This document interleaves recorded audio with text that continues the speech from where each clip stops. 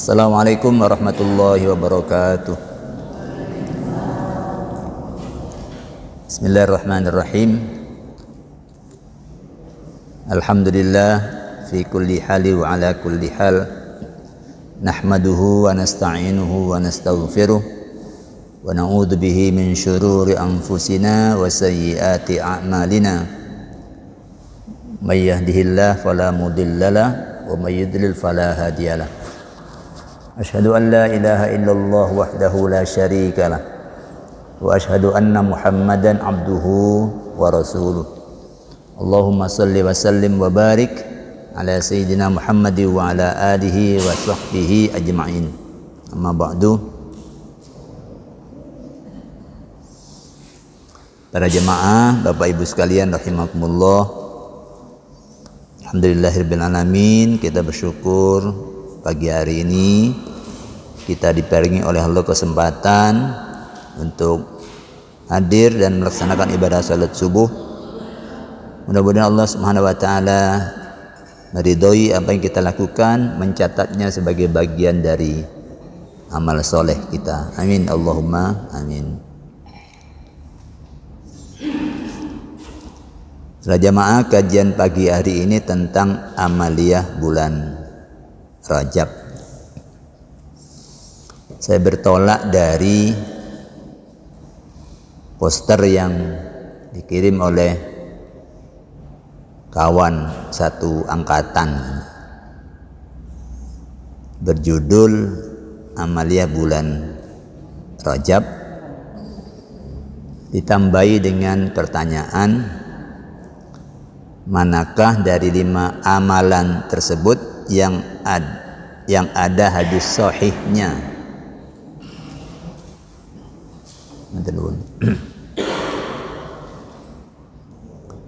Dan bagaimana pula dengan puasa di bulan Rajab? Saya merespon pertanyaan itu dengan jawaban, doa dan zikir itu amat jelas perintahnya dalam Al-Quran.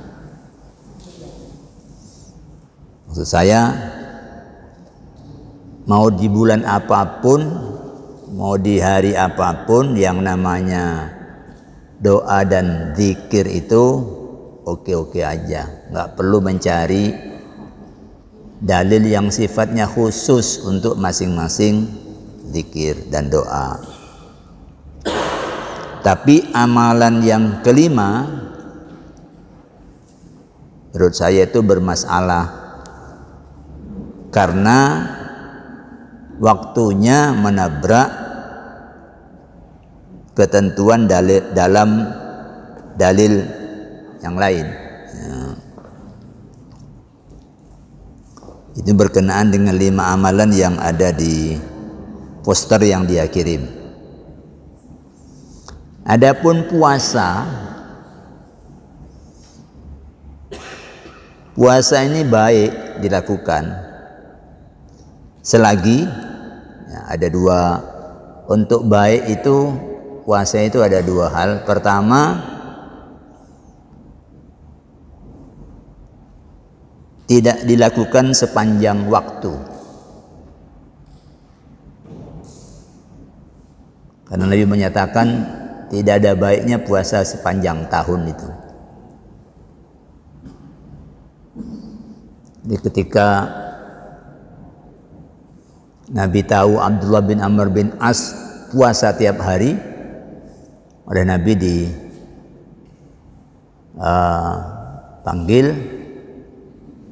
Setelah dikonfirmasi ternyata benar dia melakukan itu, Nabi kemudian bilang, sudah satu Jumat 1 hari saja. Tapi dia nawar, akhirnya kemudian Nabi ujungnya itu terakhir, sum yauman wa aftir yauman. Sudah, kamu puasa sehari, tidak puasa sehari. Jadi jangan puasa terus menerus. Ada lagi sahabat namanya Al-Bahili. Itu dia datang kepada Nabi, lalu dia nanya, ya Rasul, masih ingat saya? Nah, Rasul tanglik. Siapa? Kamu siapa? Saya Al-Bahili ya Rasul. Loh, kenapa kok jadi berubah seperti ini kamu? Kok jadi sangat kurus begini? Kemudian Al-Bahili itu menyatakan, iya dulu setelah saya pulang dari sini, saya kemudian siang itu tidak pernah makan. Artinya dia puasa terus menerus. Dalam Nabi menyatakan, jangan siksa diri kamu. Sudah 1 bulan sehari aja.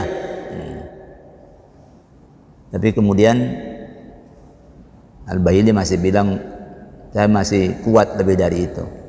Terakhir Rasulullahnya bilang gini, yang bilang ini 3.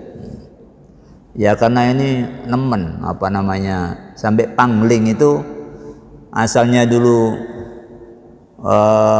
normal, ini jadi kurus.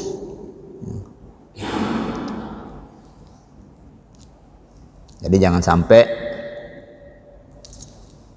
karena semangat puasa kemudian hak-hak yang lain tidak terselenggara, termasuk hak tubuh, ya, itu penting dijaga. Jadi kalau begitu, Nabi itu menyatakan puasa 3 hari setiap bulan itu sama dengan puasa 1 tahun. Nabi sudah menyatakan itu, ya. Tapi yang nambah tidak apa-apa, ya. Nambah tidak apa-apa. Jadi untuk urusan puasa, asalkan tidak dikerjakan sepanjang tahun dan tidak dikerjakan pada hari yang dilarang puasa, itu tidak apa-apa. Mau di bulan Rajab, mau di bulan Sya'ban, mau di bulan Jumadil Ula, itu tidak apa-apa. Oke, sekarang kita bahas yang ada di dalam poster. Poster ini ada 5 amalan, ya. Amalan yang nomor 1, mungkin di situ kecil ya, perbanyak doa. Allahumma barik lana fi Rajaba wa Sya'bana wa ballighna Ramadan. Ini doa sudah biasa kita dengar.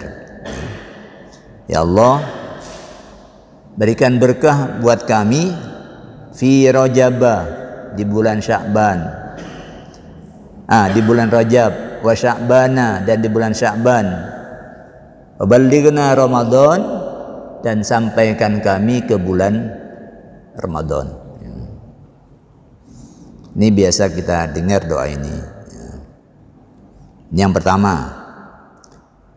Yang kedua, sama, mengangkat tangan dengan membaca istighfar setiap pagi dan sore 70 kali.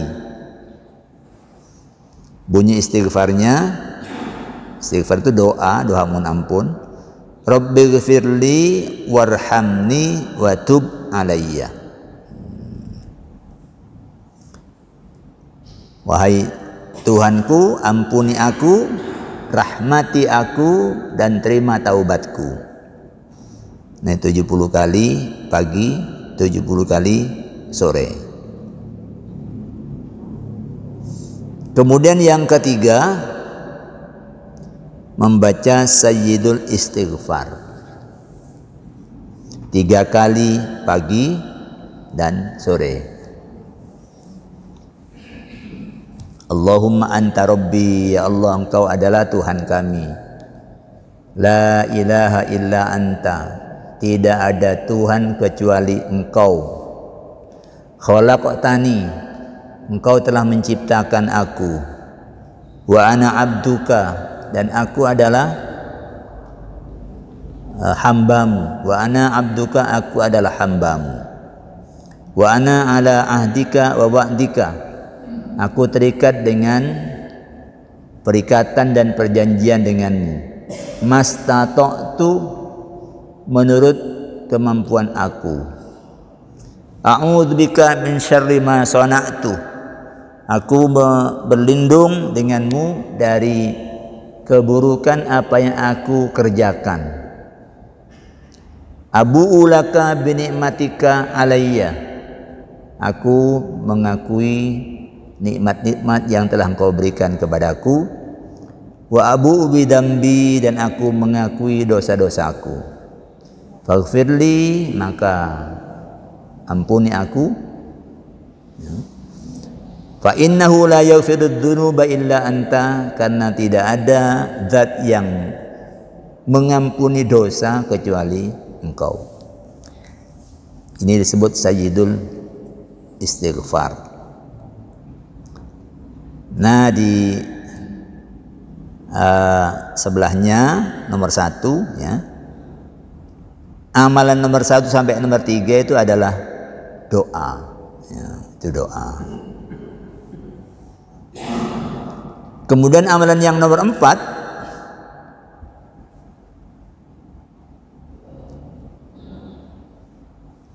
ini tasbih. Dibagi 1 bulan dibagi 3, 10 hari pertama baca tasbih 100 kali. Subhanallahil hayyil qayyum, Maha suci Allah yang maha hidup lagi maha berdiri sendiri. Berdiri sendiri itu artinya Allah tidak butuh pada yang lain ya. Dia semua urus sendiri ya. 100 kali.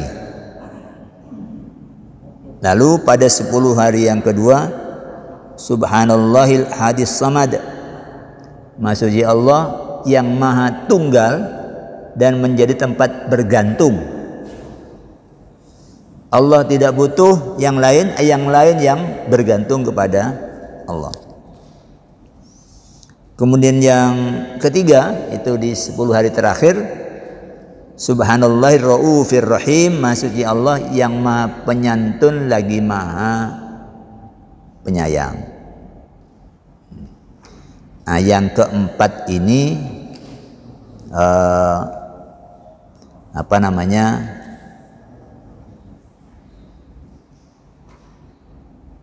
tasbih, zikir ya, zikir. Ini tidak jelas perintahnya. Ini kutip salah satu untuk doa itu Allah berfirman, wa qala rabbukum, dan Tuhan kalian berfirman, ud'uni, berdoalah kalian kepadaku, astajib lakum, niscaya doamu aku jawab. Innal ladzina istakbiruna an ibadati sayadkhuluna jahannama dakhirin. Lanjutannya itu sesungguhnya orang-orang yang menyombongkan diri dari beribadah, dari menghamba kepadaku, dia akan masuk jahanam dengan hina. Jadi doa itu diperintah. Kalau sudah diperintah, ya tidak perlu mencari satu-satu lah. Doa ini apa ada hadisnya, doa ini apa ada hadisnya ya. Itu tidak butuh satu-satu. Kalau tidak ada hadisnya nanti itu nggak boleh, nggak begitu. Minta apa saja dan pasti dijawab,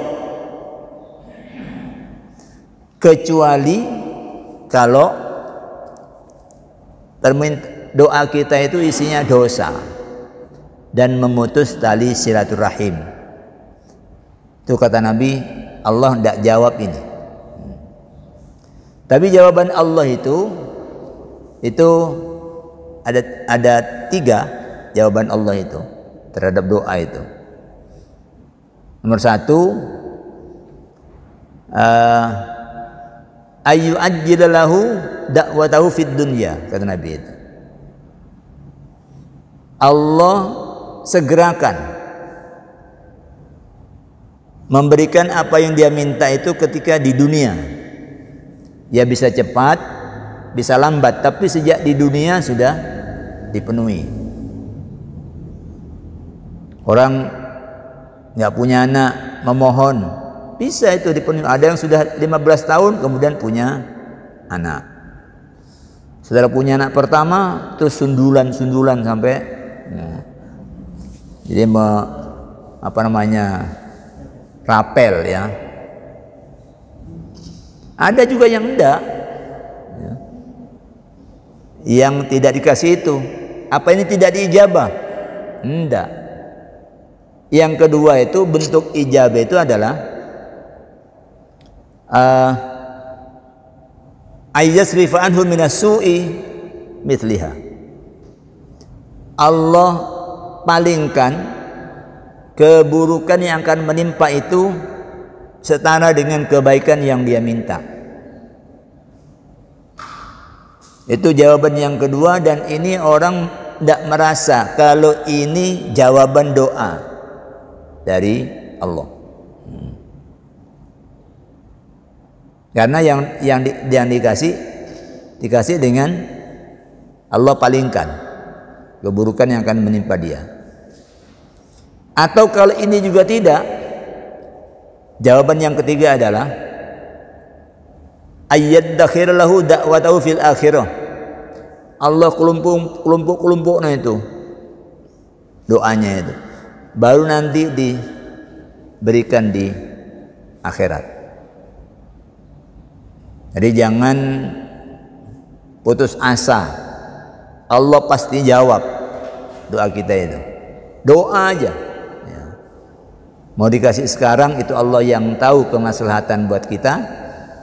Mau dikasih di akhirat, Nabi menggambarkan andai kata umatku tahu seperti apa ijabah Allah terhadap doa yang akan diberikan di akhirat, tentu mereka akan pilih nanti aja, tidak usah sekarang. Tapi biarlah Allah yang mengatur. Yang penting tanamkan kesadaran bahwa semua itu kita bergantung kepada Allah. Itu doa. Tidak ada doa yang bid'ah ya, kecuali doa yang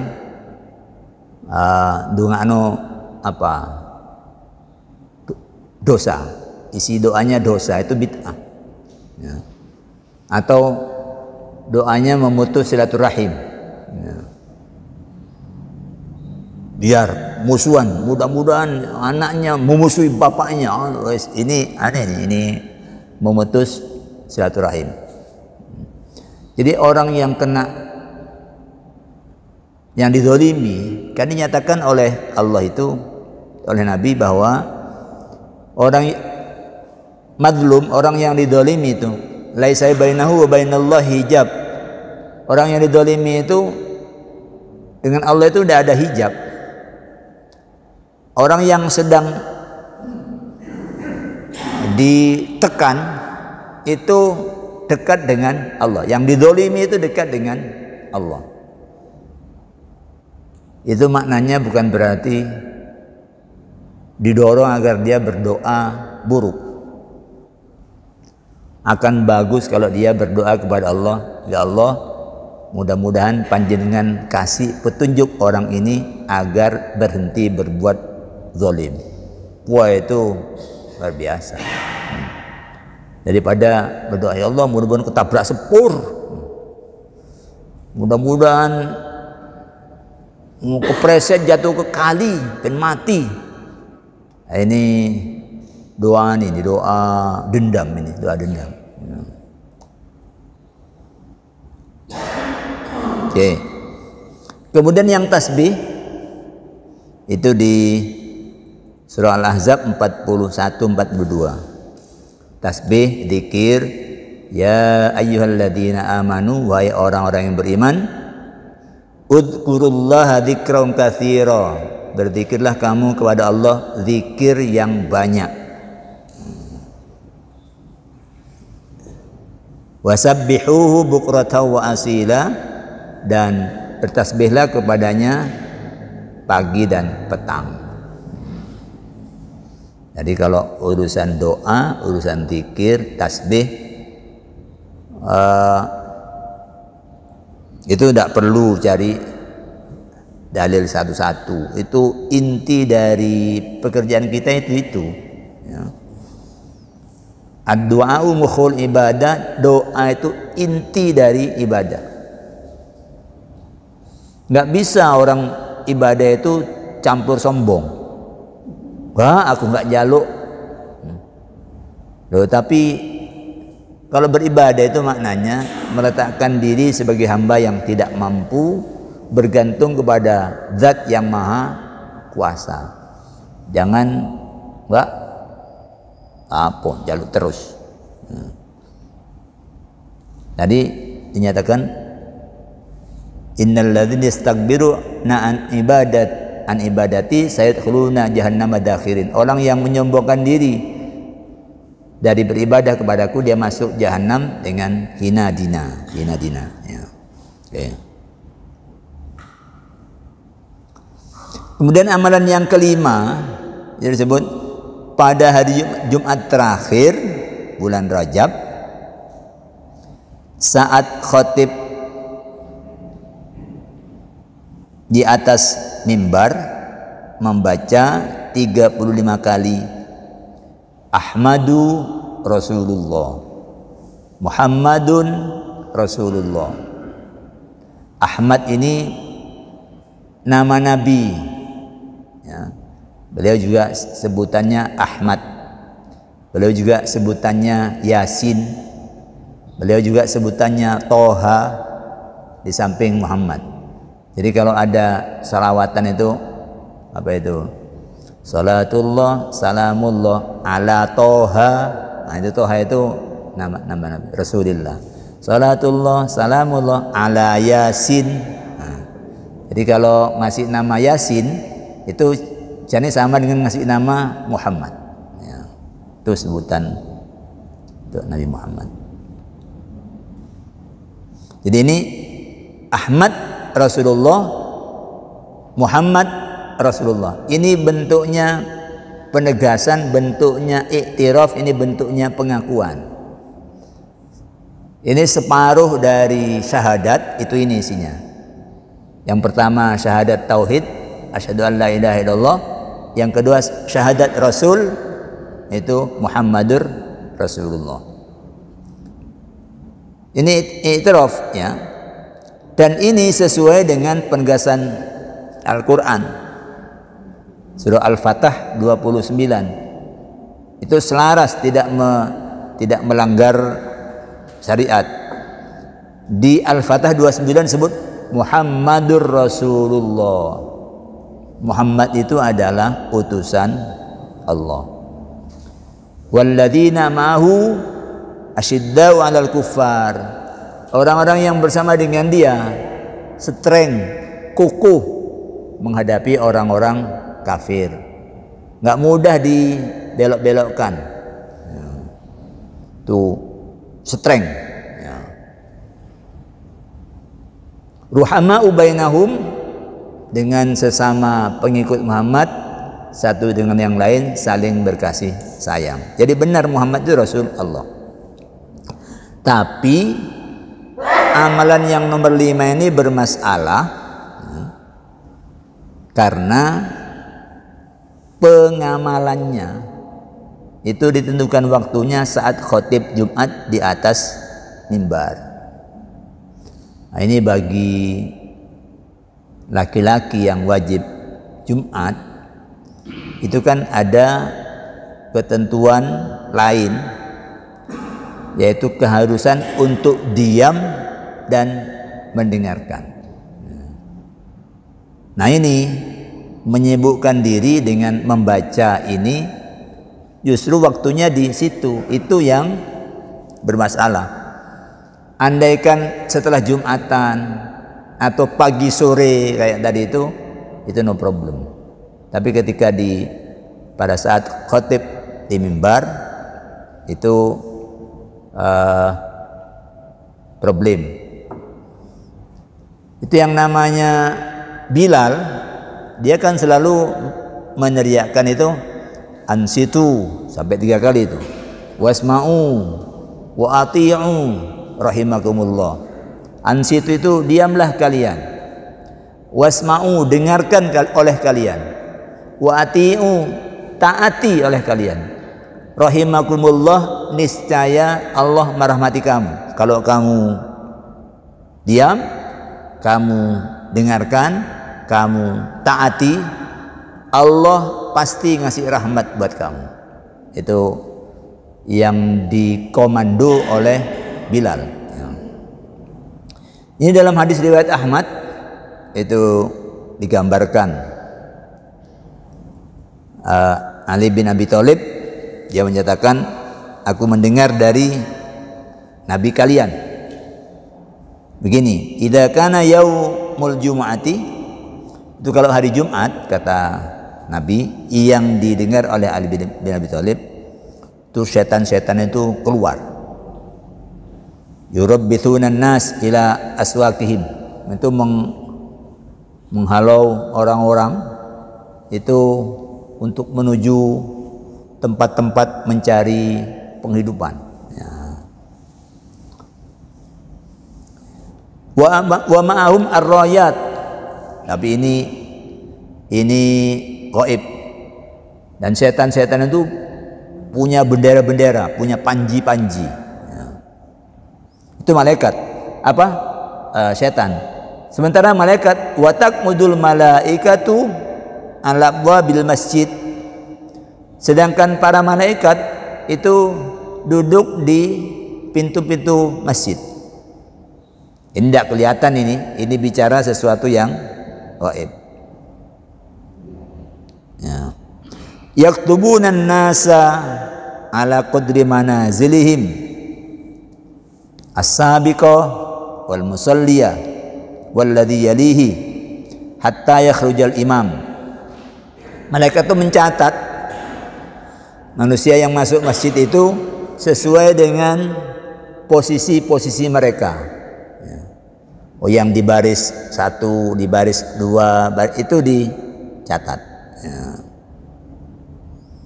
Yang duluan datang, yang sholat sama yang tidak sholat itu semua dicatat.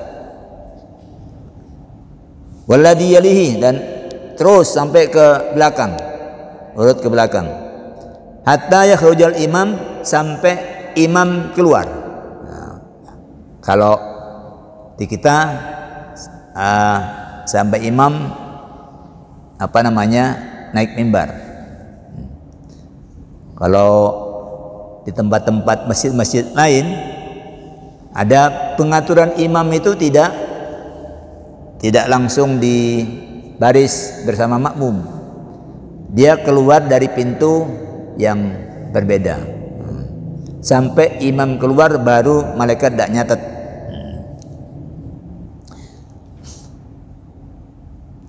Kemudian faman dana minal imam, siapa yang dekat posisinya dengan imam, fa ansota, lalu dia diam,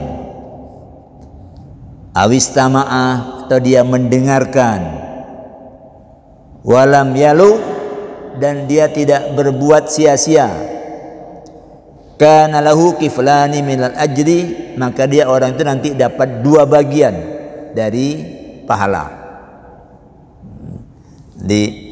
Yang dekat dengan imam itu pahalanya dapat 2 bagian.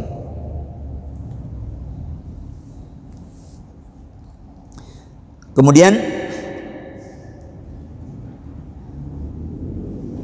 wa man dana minal imam falagho walam yansit walam yastami kana alaihi kiflani minal wizri. Dekat dengan imam tapi dia melakukan perbuatan sia-sia. Walam yansit, dia tidak diam. Walam yastami, dia tidak menyimak. Kana alaihi kiflani minal wizri, maka dia dapat 2 bagian dosa. Jadi dekat tapi umek aja, itu dapat 2 bagian dosa. Wa man na'a anhu, Nah, siapa yang jauh dari imam, posisinya di belakang, falago, ya, kemudian dia berbuat sia-sia, walam yansit, dia jauh dari imam dan dia ngomong aja, walam yastami, dan tidak ngurungokno, kana alai kiflun minal wizri. Nah, dia mendapatkan satu bagian dari dosa.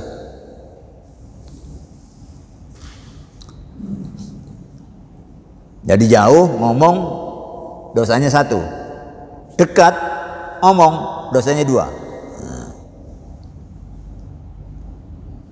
Wa man qala soh, soh ini semakna dengan ansit. Barang siapa yang bicara diam, memperingatkan orang, jauh ngomong to'ai, nah, itu diam misalnya. Nabi menyatakan faqad takallama, itu sudah dihukumi orang itu ngomong, walaupun dia memperingatkan orang yang ngomong. Wa man takallama fala jum'ata lahu, siapa yang berbicara maka dia tidak ada nilai Jumatnya. Summa qala, kemudian Sayyidina Ali itu berkata, hada sami'tu, ini aku mendengar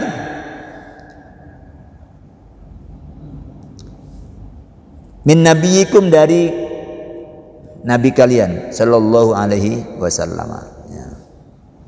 Nah, ini maka kalau ada amalan-amalan sudah baca di saat khutbah, nah itu waktunya yang bermasalah, karena ada syariat lain orang disuruh diam, disuruh mendengarkan, disuruh menaati.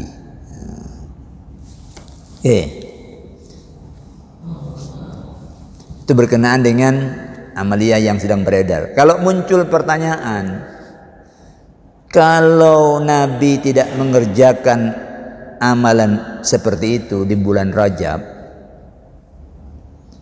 apakah itu tidak tergolong perbuatan mengada-ada alias bid'ah?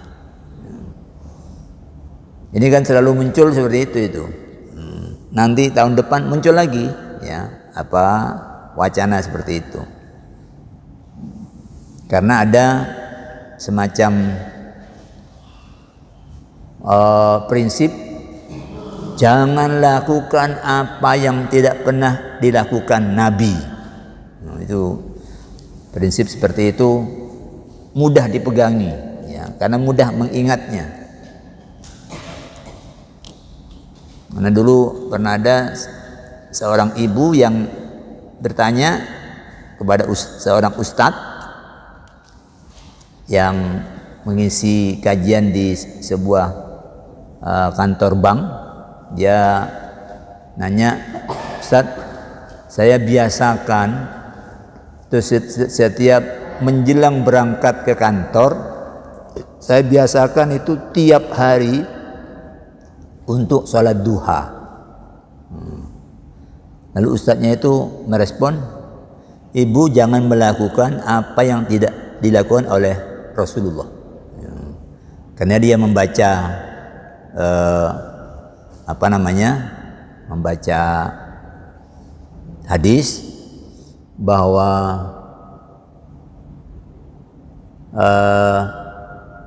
sahabat pembantu Anas, ya, sahabat Anas bin Malik, pembantu Rasulullah yang masih anak-anak selama Rasulullah di Medina. Anas ini yang melayani Kanjeng Rasul, butuh apa itu yang melayani anak Anas. Anas itu cerita, saya melihat Kanjeng Rasul itu kalau duha, kadang beliau itu tidak sholat sampai saya berpikir beliau sudah tidak akan sholat lagi. Tapi di waktu yang lain beliau sholat sampai saya berpikir Rasulullah tidak akan pernah meninggalkannya lagi. Maknanya itu Rasulullah tidak sholat terus menerus. Ibu itu sholat terus menerus, itu melakukan sesuatu yang tidak dikerjakan oleh Nabi. Nah itu dianggap tidak benar. Padahal kalau baca hadis yang lain, Nabi menyebut semua ruas yang ada di tubuh itu butuh sedekah. Ya. Dan itu cukup dengan sedekahnya dengan 2 rakaat duha. Ya. Baik. Untuk pertanyaan seperti ini ada 2 hal yang penting ditekankan. Pertama,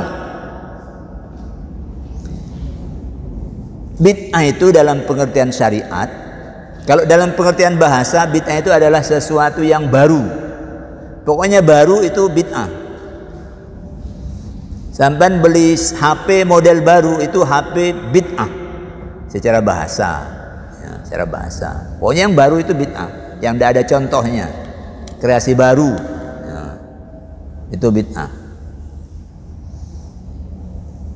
secara bahasa. Tapi secara syariat, bid'ah itu adalah sesuatu yang baru yang tidak ada contohnya dan menyalahi apa yang sudah diatur. Itu baru bid'ah. Kalau tidak menyalahi apa yang diatur, bukan bid'ah. Kan banyak itu yang syariat tidak mengaturnya, banyak.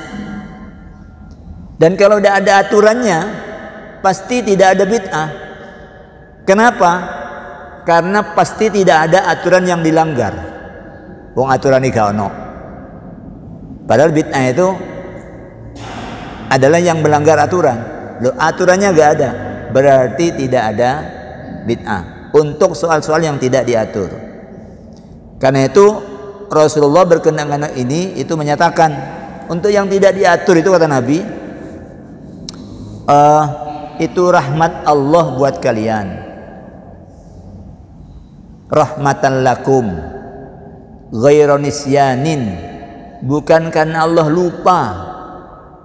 Kok kanu aturannya lali pada pangeran? Enggak, Allah tidak lupa. Memang enggak diatur.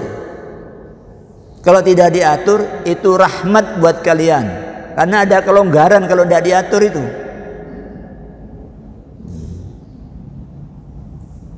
Nabi menyatakan fala tabhathu anha. Kalau enggak diatur, enggak usah kamu bahas. Terserah kamu kalau enggak diatur itu. Besok kamu ke kantor ya. Ya Pak. Ada ketentuan lain Pak? Enggak, pokoknya kamu datang. Wah, ini mau pakai baju hitam, mau pakai baju putih, itu no problem, karena enggak diatur. Mau pakai celana atau mau pakai jubah, apa masalah. Tapi sampean besok harus pakai celana sama sepatu, jangan sarungan. Nah, ini berarti ada aturannya. Kalau sarungan berarti dia bid'ah, melanggar aturan. Kalau nggak ada aturannya, oke-oke aja. Dan manusia ini dibikin oleh Allah adalah makhluk yang kreatif, Karena dia kreatif, maka Allah sediakan agama yang dapat menampung kreativitas itu. Di mana tempatnya? Pada soal-soal yang tidak diatur. Itu silakan berkreasi. Dan itu kata Nabi, siapa yang kreatif, dia mendapat pahala dari kreasinya itu. Dan orang yang melanjutkan kreasi itu sampai hari kiamat. Allah hargai itu orang yang kreatif itu. Padahal kreasi baru itu dalam bahasa itu bid'ah. Dan Allah itu badi'us samawati wal ard. Allah itu kreatif, Allah itu. Dia meniupkan ruhnya kepada manusia. Manusia menjadi makhluk yang kreatif. Bentuk kita mirip aja dengan kera, tapi kera tidak kreatif. Untuk bisa naik sepeda aja harus diajari oleh manusia. Itu orang yang tanda namanya itu, nah, yang pakai kendang terus keranya, nah, itu kan karena diajari oleh manusia. Manusianya yang kreatif, keranya enggak. Agama ini menyediakan ruang untuk kreativitas, untuk soal-soal yang tidak diatur, karena itu rahmat. Silakan mau diapakan aja ya.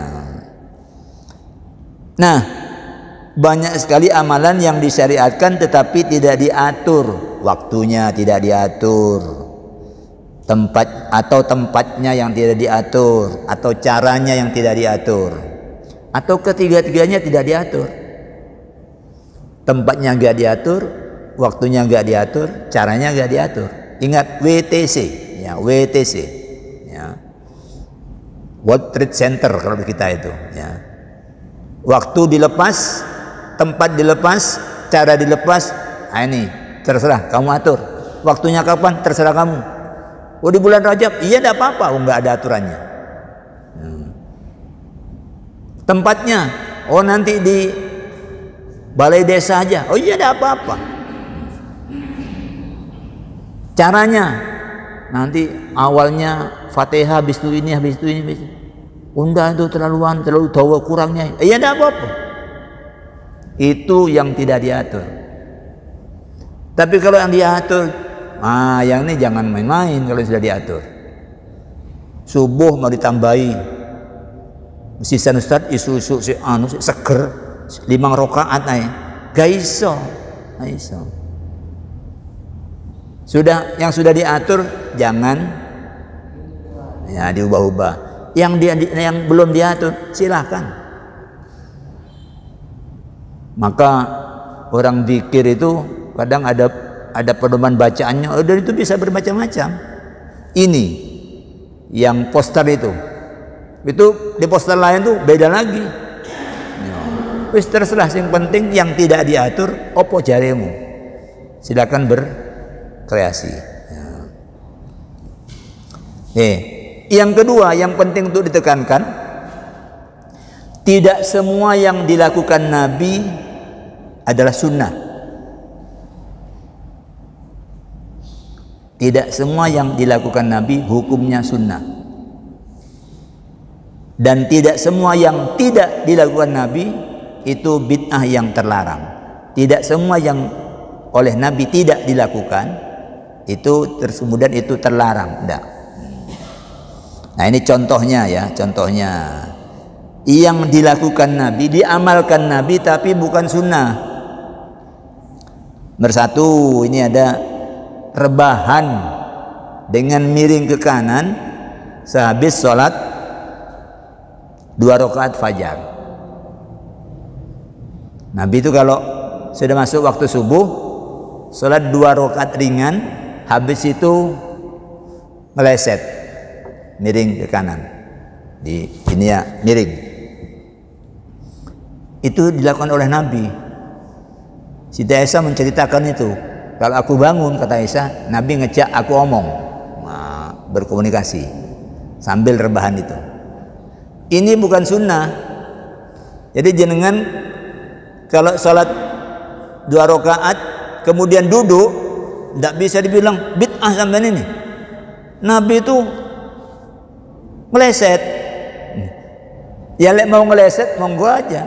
Habis itu mau ngeleset ya tidak apa-apa. Tapi itu bukan sunnah. Tapi kalau niatnya mau nyontoh Nabi, ya karena cinta Nabi, ya berpahala karena cintanya, bukan karena itu sunnah. Yang kedua, mengimami sholat sambil menggendong bayi. Nabi melakukan ini, tapi maknanya bukan imam silakan bawa bayi, enggak. Itu hanya menunjukkan itu boleh aja. Kalau terjadi seperti itu boleh. Istri pas sedang tidak ada, cucu lagi di rumah, waktunya ngimami dibawa aja. Jadi saat berdiri Nabi itu ini diambil digendong sambil ngimami. Nanti ketika mau ruku ditaruh dulu, baru kemudian ruku. Jadi tidak bisa bilang itu sholat model apa itu. Sholat begitu itu boleh. Nanti baru bangun lagi ambil lagi bayi ini. Ya, lagi. Jadi Nabi itu sama anak-anak itu bukan hanya sama anak-anak, beliau itu sayang ya sama orang itu, perlakuan sama orang itu. Jadi jangan keras sama anak-anak. Masjid yang keras sama anak-anak itu berarti nggak pernah dapat informasi bahwa Nabi itu bayi digendong. Kalau bukan bayi itu pernah naik ke punggung beliau sini, sujudnya lama gitu. Kok suwi sahabat itu ya menengahi satu mengira Nabi sudah bangun, setelah bangun kok lihat cucu Nabi itu sedang kuda-kuda ada di sini. Setelah selesai Nabi kemudian nanya, jamaah ada yang nanya, ya Rasul tadi kok lama sekali, apa penjenengan dari wahyu? Kami khawatir terjadi sesuatu, nggak bisa bangun, jangan-jangan serangan jantung. Enggak ada apa-apa. Tapi tadi itu cucuku naik ke sini. Aku tidak ingin mengusiknya sampai dia turun sendiri. Lembutnya Nabi sama anak-anak seperti itu. Biar dia sampai turun sendiri. Dan itu bukan sunnah. Bawa cucu terus nanti kamu kalau mbah sujud kamu naik sini ya. Biar enggak, itu bukan sunnah, bukan sunnah. Itu hanya menunjukkan bahwa itu tidak membatalkan sholat. Oke aja. Kemudian beliau tawaf wada dengan menunggang onta. Ini bukan sunnah, boleh, ya boleh. Tapi kalau sekarang nggak boleh, sama yang tukang bersihin cetop. Tapi kalau naik skuter itu, ya tawaf naik skuter yang berdiri kayak di bandara itu mulai ada. Kalau dulu dipikul, kalau sekarang kursi roda ya. Itu maknanya boleh tawaf itu dengan naik kendaraan, gitu aja. Bukan itu sunnah. Kemudian tidur di atas tikar yang kasar. Wow, nanti tidur spring bed menjadi bid'ah ini kalau itu dianggap sunnah. Pakai jubah Romawi, pakai baju dari negeri kotor ya. Kemudian ada lagi Jabariyah. Jabariyah itu baju dari Yaman yang terbuat dari katun. Itu bukan itu sunnah, bukan sunnah itu. Kalau tidak pakai Romawi bid'ah. Enggak. Islam itu tidak mengkultuskan bentuk ya. Yang penting nutup aurat. Bajumu model apapun, mau model Jawa, mau model Sulawesi, pokoknya nutup aurat oke. Itu tidak ada yang bid'ah. Oke, yang terakhir, ada yang Nabi tidak lakukan, tapi itu tidak terlarang. Di antara contohnya adalah membukukan Al-Quran. Itu Nabi tidak lakukan. Baru dilakukan pada zaman Abu Bakar. Bukan karena itu terlarang, tapi tidak memungkinkan ketika itu ya. Kemudian yang kedua, makan dob. Nabi tidak makan dob. Dob itu binatang padang pasir yang biasa diburu ya, seperti biawak bentuknya tapi kecil ya, sak tangan saya nih kecil ya. Kalau nyambe itu kan lebih besar dari kadal, itu kalau penjenengan cari di YouTube gambarnya dob gitu ya, tulisan Arab, wah itu karena fotonya besar-besar memang kayak biawak, tapi yang sudah dimasak, sudah ada yang dimasak dalam bentuk ini, itu ruas-ruas ekornya itu potongan-potongan itu masih ada itu yang ruas bagian bawahnya kan ada garis-garis begini, itu masih ada. Terus dop yang dimuat mobil pickup full itu kayak seperti ikan kering tumpuk, itu dop ya. Itu Nabi tidak mengkonsumsi itu. Kenapa? Tidak suka, karena di kampung beliau nggak ada. Tapi membiarkan sahabat menikmati itu. Ketika dikasih kakinya oleh sahabat, Nabi itu tidak mengkonsumsi, tapi membiarkan sahabat menikmati ya. Jadi tidak semua yang tidak dilakukan Nabi kemudian menjadi bid'ah. Yang bid'ah adalah yang melanggar aturan. Jadi dengan demikian jelas itu ketika melihat apapun, yaitulah resepnya ya. Baru silakan, asal jangan melanggar aturan. Kalau enggak nanti saya pakai gini bid'ah ini, karena Nabi ada serbannya yang pakai hitam gini. Kemudian yang suntik vaksin Nabi nggak pernah itu ya, nggak pernah itu. Ini bid'ah semua itu ya. Oke, saya kira itu. Mudah-mudahan manfaat. Kita akhiri dengan hamdalah. Alhamdulillahirabbil alamin. Aqulu qouli hadza wa astaghfirullah li wa lakum. Wassalamualaikum warahmatullahi wabarakatuh.